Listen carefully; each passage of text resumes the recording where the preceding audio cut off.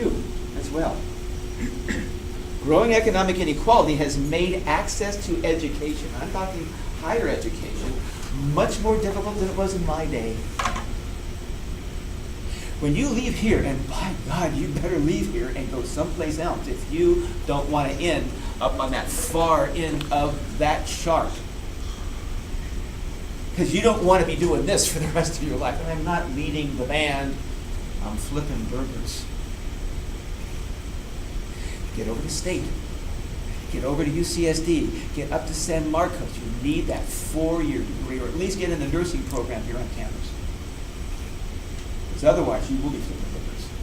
But today, to get into San Diego State to transfer, we used to have what are called tag agreements. You just filled the requirements here on campus, and you were guaranteed to get into San Diego State. Not anymore. Good luck with that one. I was just at an academic senate meeting in which we've now changed and made it possible for students to drop a couple of semesters of their background. You know, you came into school, you really messed up for a semester or two, you can now drop that. It's disappeared. It's gone. It doesn't exist. That's the good news. The bad news is why we have to do that. Because if you want to get into San Diego State, the average GPA to get in over there, depending on your major, is something like 3.5, 3.6.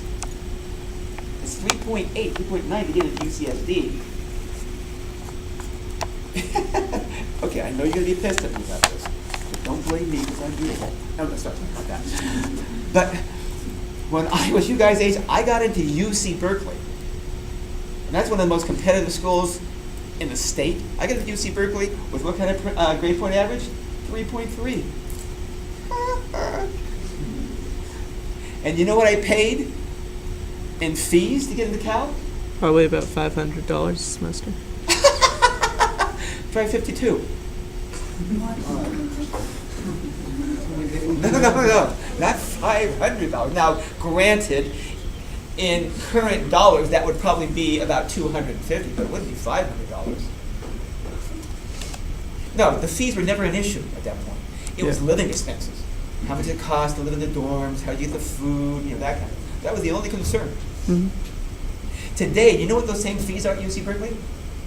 Between $12,000 and $14,000 a year. That's just for fees, and then you still have to live. This dry, boring statistic here, all that money piled up. You want to find some place to go after this. If you want to have a future, if you don't want to be doing this is a very important conversation. So let's go back to talking about why this is taking place, why we are currently the most unequal country in the industrialized world, and why every time we measure it, it keeps getting more and more unequal. Enjoy. Well, in America, we're very fearful of socialism. It kind of goes against our philosophy and capitalism, and we don't want we want to have incentive to work harder, to earn more money. Yeah. The harder we work, the more money we earn.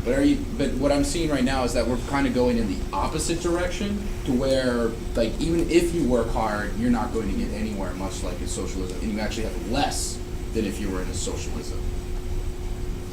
Because most of the wealth is going to the top, 20%. Yeah. Yeah, and there's actually a candidate who will be speaking, I think, at 2 o'clock today about socialism. Guy by the name of Bernie Sanders. That guy would have been laughed off a stage. He wouldn't have even gotten close. Now, this is in the Democratic Party, of course not the Republican Party, but he wouldn't have even gotten close to the popularity he has right now if it wasn't for a lot of people like you who are thinking, this socialism thing, whoa, maybe it's not such a bad idea after all.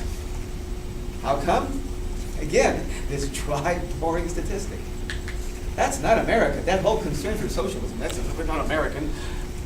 But it's becoming so because of this dry, boring statistic.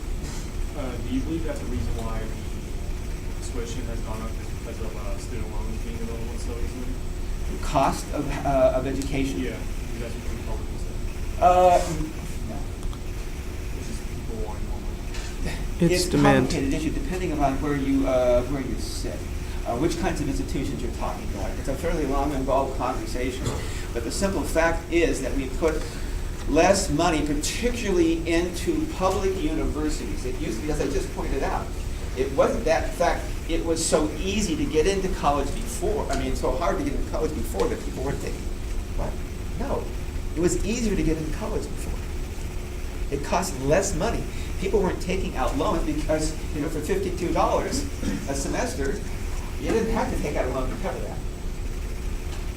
No, it's not because loans are so much easier to get that students are getting them. Frankly, the increase in the amount of loans, the average undergraduate at this point graduates with an average net debt of over $20,000. $20,000. That's just where you can walk out and try and find a job.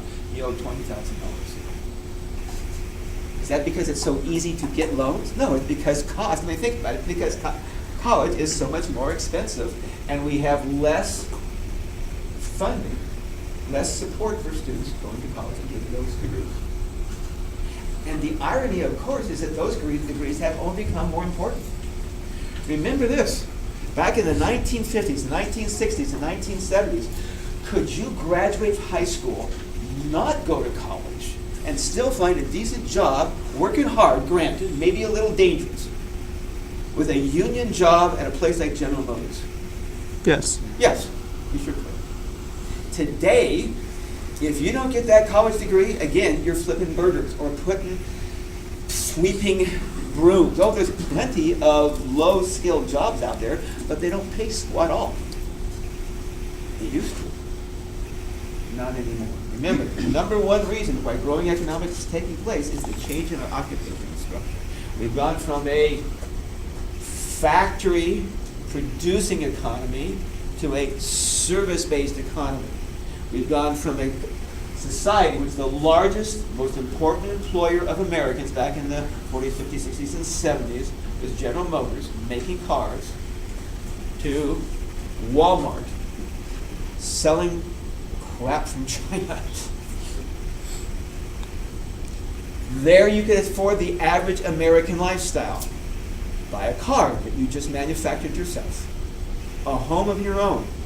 Put your kids through school. Not doing any of that on Walmart sellers.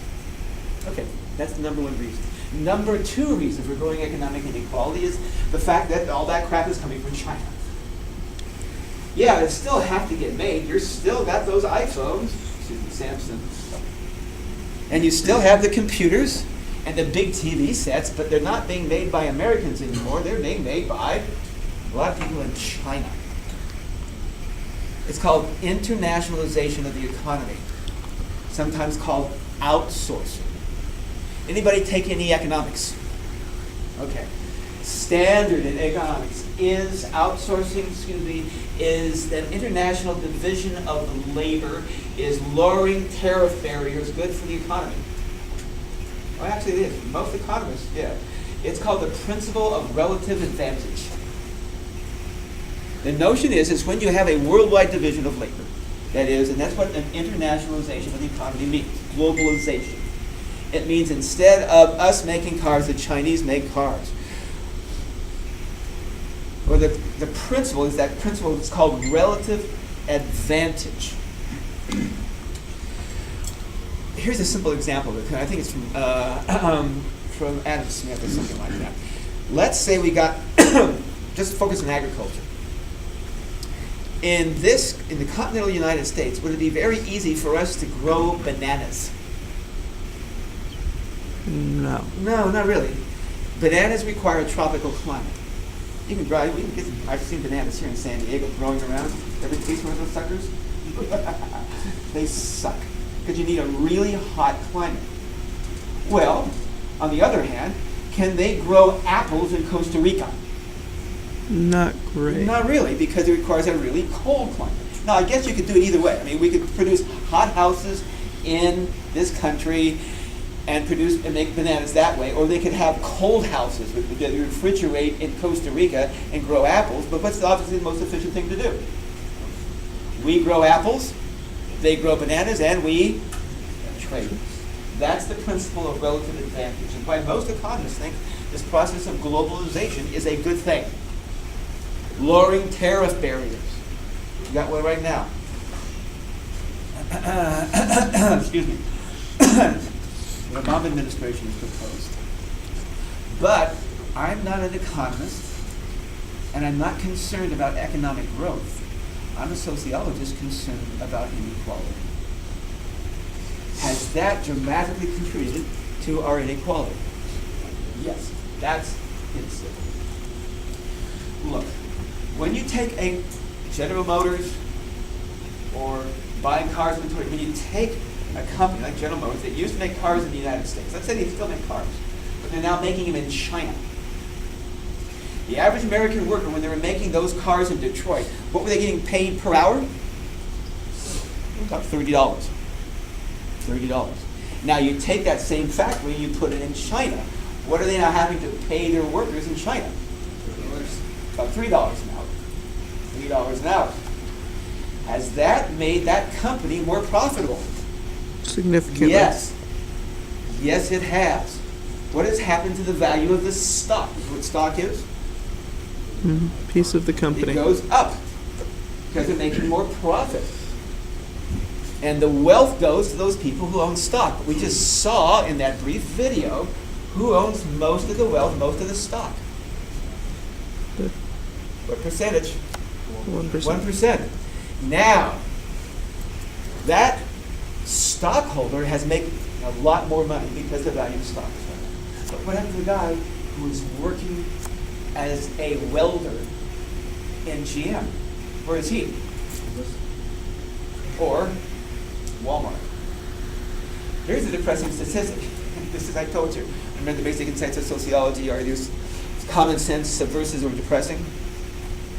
For the first time, I think I may mention this in passing, the first time, when you look at middle-aged, middle class, well, working class, white folks, not African Americans, not Latinos, life expectancy amongst that group of people who used to work at General Motors, these white guys who used to stand on the assembly line, their life expectancy has gone down on average by 5 years. We have never seen anything like this in this country.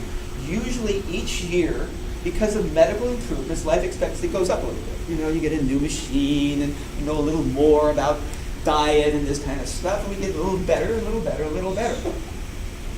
For only one group of people in this country was that not true. For only one group of people was life expectancy not continue to go up by a little bit. And that was those white, middle-aged white folks who used to work in places like General Motors. And their life expectancy is not down. The first time we've seen, the closest we've ever seen something like that was the AIDS epidemic that started killing an awful lot of white young males, particularly living in Castro in San Francisco. That's the closer we come to that, at least in this country. Much closer, actually, was what happened in the Soviet Union when communism ended and the average life expectancy went down dramatically there as well. Yeah. Would it be because of suicide or because they can't afford insurance? It is, well, suicide is number one, alcoholism number two, drug addiction number three. What we're saying is that these people's expectations were anchored to those kinds of jobs. Now they have that kind of job, and they're not adjusting well. They're doing bad things to their body, including putting bullets in it because of depression. This fact, actually, there's a recent article